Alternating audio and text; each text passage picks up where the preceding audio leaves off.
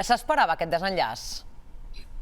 No, no ens l'esperàvem, no ens l'esperàvem cap dels regidors que hem participat durant aquestes 2 setmanes en les negociacions. De cap de les maneres ens podíem esperar que això acabés d'aquesta manera, més que res perquè en les últimes trobades que havíem tingut estava tot fet. És que estava tot fet. L'acord estava emparaulat, estava l'estructura del govern estava ja pactada, o sigui, no hi havia, només hi havia petits serrells, però estava tot absolutament decidit. Perquè ahir havíem de tenir l'última de les reunions per acabar de ratificar aquest acord, ha estat que això, que ha explotat pels aires quan ja estava tot absolutament lligat. Junts remarca que és una decisió presa per Junts per Ripoll i Junts per Catalunya i que en cap cas és una decisió imposada des de la direcció de Barcelona. Vostè s'ho creu? No m'ho crec. Ripoll va entrar un forat el 2023 no perquè guanyés Aliança Catalana, sinó perquè l'Ajuntament es va convertir en ingovernable, perquè Aliança tenia un govern només 6 regidors, no arribava a la majoria, i els altres partits havien de pactar, no? I ja es va veure que no hi va haver la possibilitat. Llavors, Junts ja va fer el 2023 aquesta opció de no donar l'alcaldia, no donar un govern a la resta de forces polítiques. I ara ho ha tornat a fer, i en aquest cas em fa la sensació, pel que he vist al llarg d'aquestes negociacions, que si l'acord estava gairebé tancat ahir, no pot ser que d'un dia per l'altre aquelles persones que formaven part d'aquest acord hagin decidit per elles mateixes deixar aquest acord de banda. I per tant aquí hi ha hagut una decisió estratègica per part de Junts. Si Junts, a partir d'ara, jo crec que això ja traspassa Ripoll. Traspassa Ripoll perquè és un canvi de paradigma.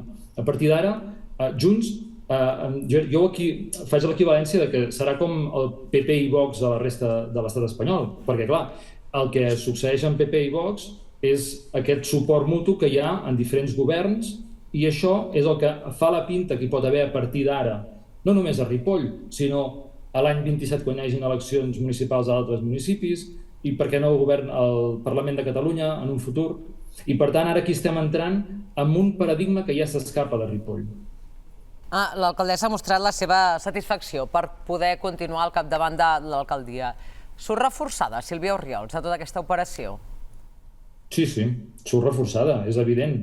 Recordem que Junts per Catalunya i també Esquerra Republicana van seure a la taula per negociar els pressupostos amb Sílvia Orriols i van estar negociant fins a l'últim moment. Recordo que en el ple municipal d'aprovació dels pressupostos gairebé ens assabentem a l'últim moment que Junts votava en contra dels pressupostos, però havien estat negociant i amb opcions molt avançades per votar a favor d'aquests pressupostos. El fet de que no hagi prosperat aquesta moció la reforça encara més al capdavant de l'Ajuntament de Ripoll, valida les seves polítiques de discursos d'odi, de tot el que ha anat fent durant aquests 2 anys, i evidentment no només és el govern, és totes les conseqüències que té la població de Ripoll d'aquest govern, que moltes vegades ens en oblidem, no?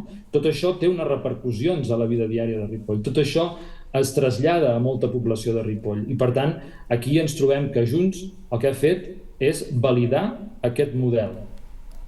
Ens hem quedat tots amb molta ràbia i amb molta tristesa, perquè realment ens hem sentit enganyats per Junts, evidentment.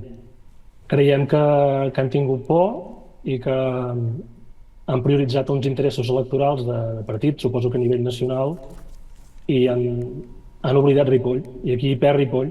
Fins i tot en el moment que ens estaven comunicant els companys de Junts, avui, al migdia, la seva decisió, ja s'estava enviant el comunicat. O sigui, a la mateixa reunió s'estava enviant el comunicat de Junts. Si no hi ha hagut temps d'intentar de salvar-ho. Nosaltres hem tingut unes converses amb Junts i ells estaven completament d'acord en que hi hagués aquest pacte. I no era un pacte de Frankenstein, era un pacte de persones de Ripoll, de regidors de Ripoll, de persones que estaven una mica per damunt dels partits, que estaven pensant en fer-ho millor, que era relativament fàcil, perquè de fet fins ara ha sigut un desastre. I amb una força important de votants al darrere. Estem parlant de... Podria arribar a ser un pacte del 60 o del 70% dels votants. I això era possible. I sempre havia anat bé. I totes aquestes converses que hem tingut, de fet Junts era el que estivava més el carro i ens anaven empenyent i ens anaven dient que sí, que aquest era el camí. I de cop i volta, d'un dia per l'altre, entenem que hi ha hagut una instrucció des de dalt i ens hem quedat sense. I clar, la gent de Ripoll, que som demòcrates i que no volem el feixisme, que no volem continuar amb aquesta situació tan crítica a Ripoll, d'insults, d'amenaces, de no poder dir el que vols, de sentir-te assenyalat, de feixisme. Clar, tot això és que no es pot entendre de cap manera i ens sap molt, ens dol molt. És una decepció immensa amb els companys de Junts. Ens agradaria preguntar-ho, als regidors de Junts a Ripoll, però han declinat avui participar en aquest programa.